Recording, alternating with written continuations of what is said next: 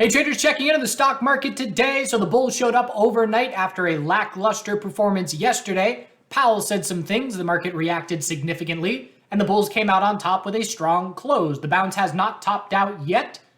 Some clues we're going to be looking for, watching for that bounce to top out, and then we'll be talking about the potential for a daily trend change attempt. Let's see how it's all shaping up. So we can see yesterday we had an indecisive day, not very much follow through or strength, but overnight the bulls confirmed some inverse head and shoulders that we were looking at on the futures chart, and we closed strong in response to Powell. Did Powell say something bullish? Well, that's up for you to decide. But in the end, the market was anticipating, in my opinion, every time he's going to talk, it's getting ready for a bear reaction, and we'll talk about the reaction now. So the way that I saw it was we had the NASDAQ futures chart here, and this was the inverse head and shoulders on the 4-hour that played out overnight with this bull break. So we started the morning strong. We knew we were watching this resistance level as the resistance level for the day because it was a triple top that led to us rolling over to another leg down last week. And we were testing it this morning first thing, and we rejected yet again. But we knew that rejection, we were just looking for hourly higher lows to be the most likely scenario on SPY, QQQ, and individual names. So just looking at QQQ, we can see morning rejection, pulled back from the end of yesterday. We formed an hourly higher low. Compared to that level, we had an hourly higher low on the bearish reaction to Powell initially. So we never lost the hourly uptrend is what it boils down to. But we had the Powell reaction rejecting yet again from resistance. We rolled over into significant weakness. And so in my opinion, we reach a point then where if you're not shorting the high of the day, which was a double top.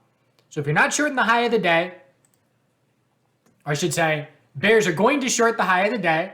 Anybody that didn't short the high of the day or sell right before it does so within the next 15 minutes, 20 minutes. So then at that point, who is left to go short? After 25 minutes of Powell talking, a bearish reaction, a resistance rejection, not many people are left to sell longs or go short at that point. So all you have left is shorts covering and bulls buying the dip. And today was a day where I actually tried to get too fancy with my reverse psychology because I was anticipating a bullish reaction to Powell. So we had the clear rejection from resistance. I was a bit surprised by the magnitude of the pullback. And then I was a bit surprised that the bulls were able to V-shape and make that all up. I was anticipating that if we were going to reject, that we wouldn't see a whole bunch of follow through and then we would see that bull break. So in the end, what I thought would happen happened to a certain degree, bullish reaction to Powell, but I did not profit off of it. I actually had a little bit of a red day today. And so that was just a reminder for me to don't overcomplicate things. I was overcomplicating things in my brain with trying to outsmart the market, be one step ahead, as opposed to just reacting to price and price levels, which has always suited me well in the past. So a good little reminder. But in the end, daily bounces underway, hourly uptrends are intact.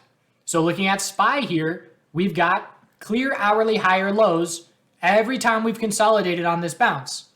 Higher low, higher low, higher low into the end of yesterday, higher low today, higher low Powell. That is our guide.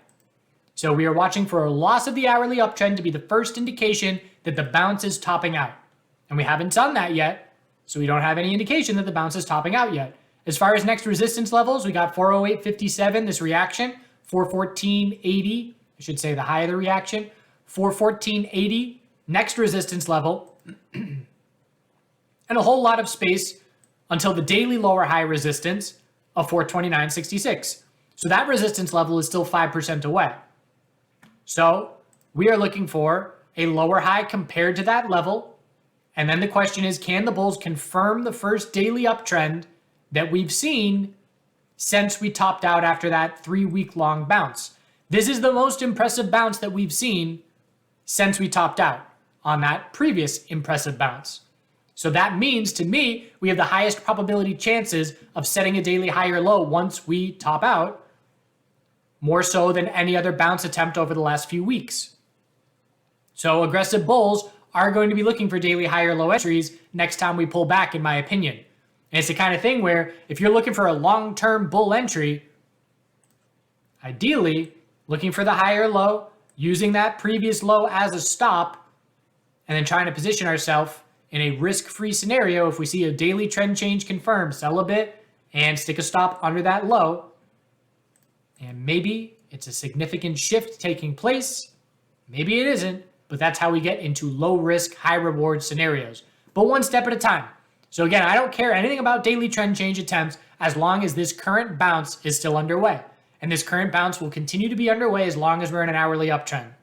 So every day I'm going to be scouting for a daily lower high to be set. I'm not going to be aggressively doing so. I'm not going to be constantly eating losses as a bear, but my mindset will be keep an eye out. It was the same thing for today. Keep an eye out for the daily lower high, but be aware that we will be in scenarios where hourly higher lows are the most likely scenario. So I was scouting bearish on the open this morning, knowing an hourly higher low would likely be the result of that morning weakness.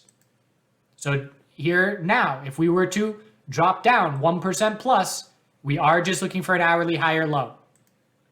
So that is how I'm approaching the next couple of days. And QQQ and SPY, same thing. They're very similar. They're trading off who's stronger, who's weaker. But QQQ divided by SPY shows us that QQQ, well, actually, no, they're very similar the last 3 days. Not a whole lot of difference between SPY and QQQ. Semiconductors had a big day today. This was that falling wedge we were keeping an eye on. So again, it's just a visual guide for me. You could say we're breaking bullish from the downtrend resistance, but the price level matters more to me, 247.19. So that's a key level it's approaching, but look at how much closer we are.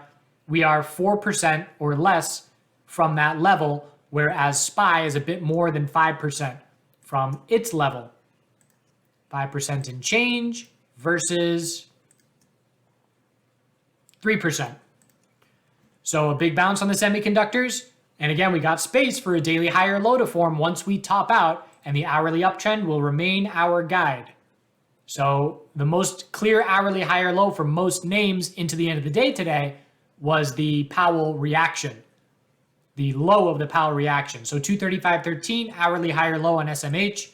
Bulls trying to keep that hourly uptrend going as long as possible. For every green day we see, we increase the probabilities that bulls can shape up a trend change in their favor.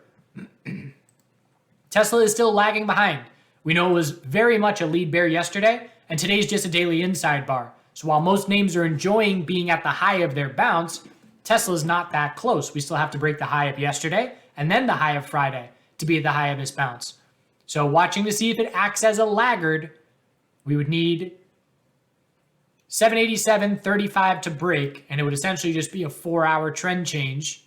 And we would then zoom out and scout a weekly lower high to be the result of the next bounce. And that's the bigger picture for everybody. The vast majority of ETFs and individual names, we will just be looking for weekly lower highs to be the result of this bounce. And as I said in a recent video, the next time we see a weekly bounce, it's not going to be surprising to us because we've been dropping with such bearish sentiment for 6 weeks in a row in many places.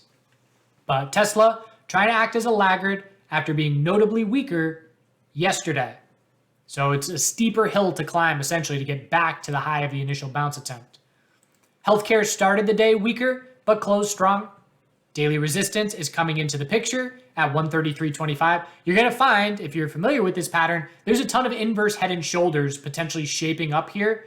And as I just said in the live stream of TheChartGuys members, I often find that on daily time frames, when it looks like, oh man, crystal clear, inverse head and shoulders potentially shaping up, it very rarely does. I mean, how beautiful would it be for us to top out, set a clear daily high or low, and then confirm a trend change? That would be nice and orderly, and it would make it nice and easy for bears, for a pullback, for bulls, for the daily high or low.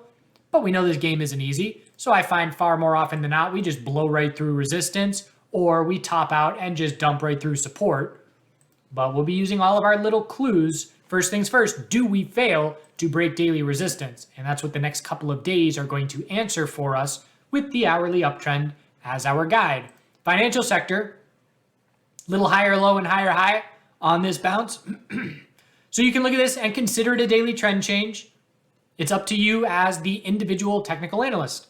for me, knowing that we're coming from such a prolonged downtrend, that's not really meaningful enough for me to consider it a daily uptrend. If I go to the 2-day time frame, I can see the lower highs a lot more clearly. I can see that we're still a long ways away from some resistance levels. So again, it depends on you as an individual, but we did something similar last time around, and that bounce then led to a lot of follow through. And bulls are certainly hoping for the same thing this time as well.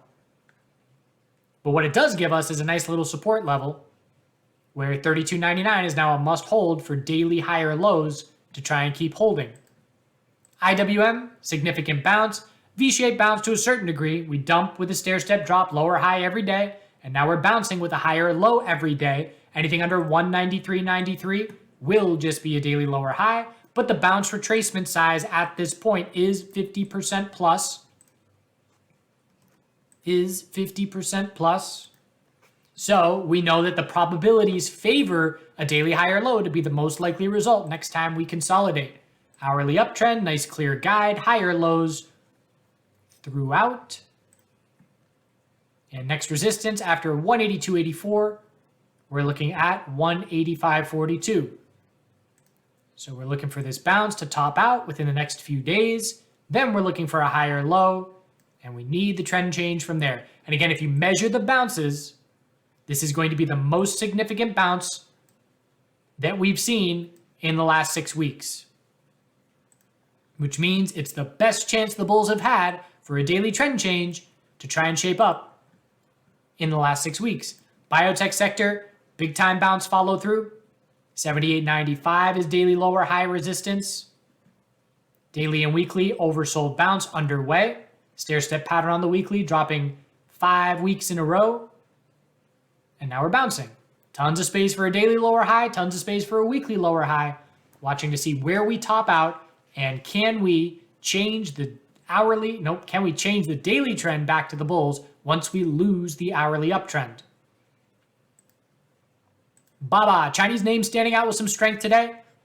So I like Baba for the potential of an inverse head and shoulders. If we fail 103.52, hold the low, try and confirm that trend change, and essentially looking at this previous low and trying to form a support level around that. NIO put on a show today. NIO up double-digit percent. Again, just getting absolutely trashed with a 36% drop over 6 days, and then the scales tilt. So you reach a point where there's nobody left to short, there's nobody left to sell their longs, and you get that V-shaped bounce. 1822, 1819 is a double top here. If we fail that level, tons of space for a daily higher low to be the result of the next bounce. I should say the result of the next pullback. So keeping a close eye out for daily higher low entries. That's what patient bulls are waiting for. Patient bulls said, I don't care about missing the first bounce. But now that we bounced significantly enough, they're saying, okay, bulls have my attention. I'm looking for an entry now that I've got a support level to be going off of. But we haven't topped out yet. No hourly higher low on NIO today.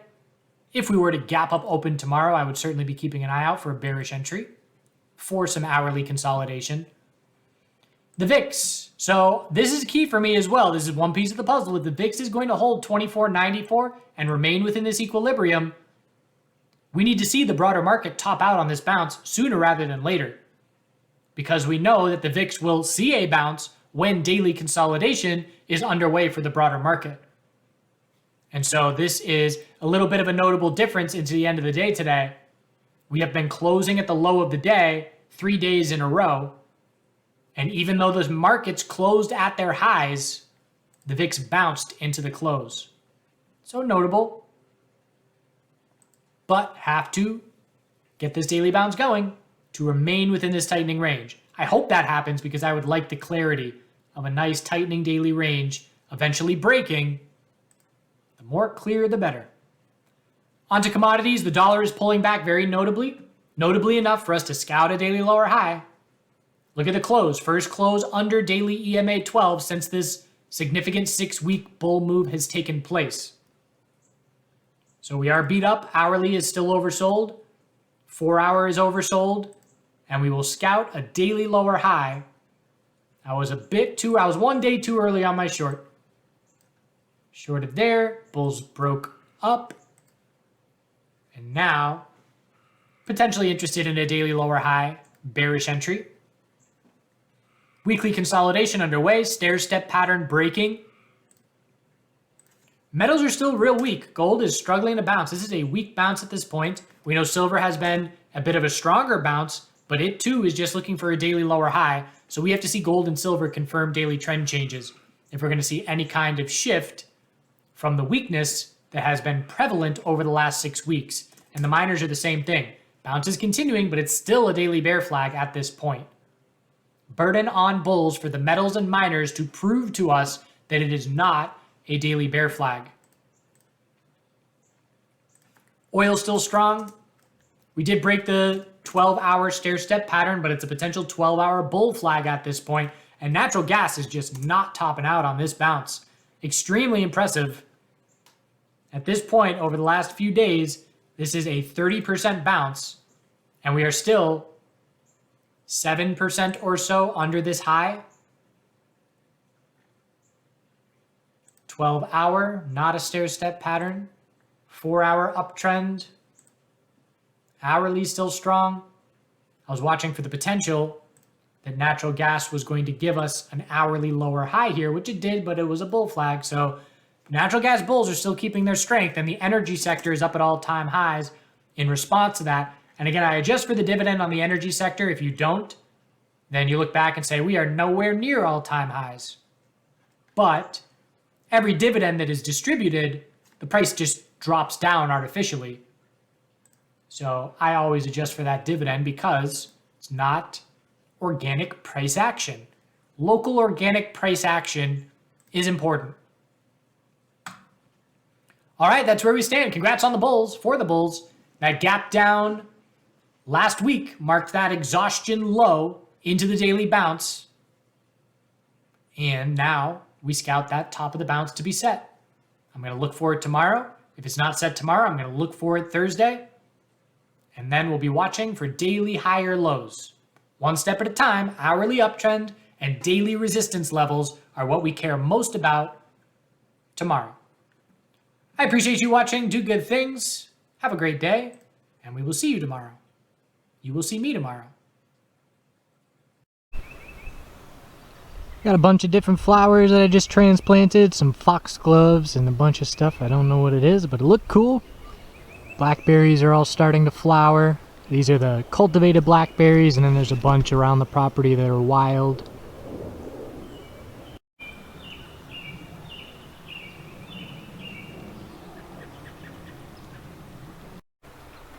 Letting the greenhouse overgrow. So still a bunch of flowers from the kale from over the winter. Crimson clover. I love these rhododendron. They're 15 feet plus high. Just a massive wall of flowers.